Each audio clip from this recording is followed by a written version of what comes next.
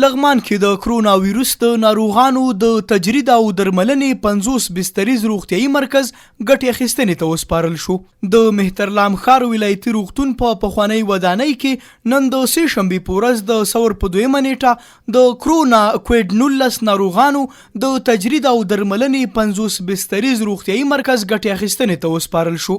د یاد روغتیايي مرکز د ګټې اخیستنې په مراسمو کې د لغمان والی ښاغلي محمد اسف ننګ سربیره د عامه روغتیا کلیو بیا رغونې او پراختیا مهترلام ښاروال او د ولایتي شورا غړي راضیه نیازی ګډون کړی و.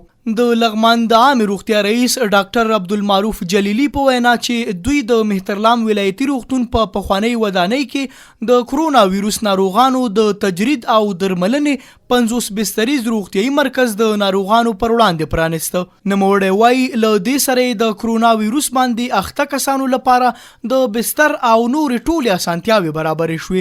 دلته د 50 بستر لپاره پلان ده. 10 بستر تر اوسه پورې هغه امکانات چې موږ په د عامه روغتیا ریاست کې درلودل هغې نه استفاده وکړو. 10 بستر هم عملاً فعاله کړي دي او په ډیر زر به انشاءالله چې شل نور هم فعال شي د 50 بستر. تر اوسه پورې زموږ د همکاران تاسو وینئ چې د خدمت حاضر دي. 40 ساعته بدل ته خدمات عرضه کیږي. لدینه بعد لغمان د کورونا مرکز بمداوي د مشکوک ناروغانو او د مثبت ناروغانو دواړو لپاره موږ ټول آمادګي لرو. ان شاء الله دلته هغه څه چې امکانات زموږ په اختیار کې دي د هغې نه په استفادې ان شاء الله موږ د خلکو په خدمت. د عامه روغتیا رئیس دغه راز زیاتوي چې د قرنطین او بسترخونو لپاره ټول تجهیزات په واک کې دي او په خورا ښه ډول به د ناروغانو معالجه کیږي. په ورته مهال د لغمان والی ښاغلي محمد اسف ننګ خوښي وښوده چې په دې ولایت کې د کرونا ویروس ناروغانو لپاره د تجرید او درملنې مرکز پرانیسته. هغه ډاډ ورکړ چې ډیر ژر به 300 بستریز بل کیمپ او قرنطینه محل هم پرانیزي.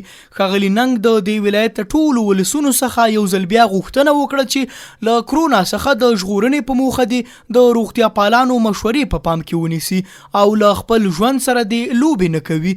نوموړي ویل د کرونا ویروس سره د مبارزې په برخه کې چارې په خورا ښه شکل روانې دي او ډیر ژر به له دې افت څخه ځپلو او اړمنو سره د مرستو د ویش لړۍ هم پیل شي.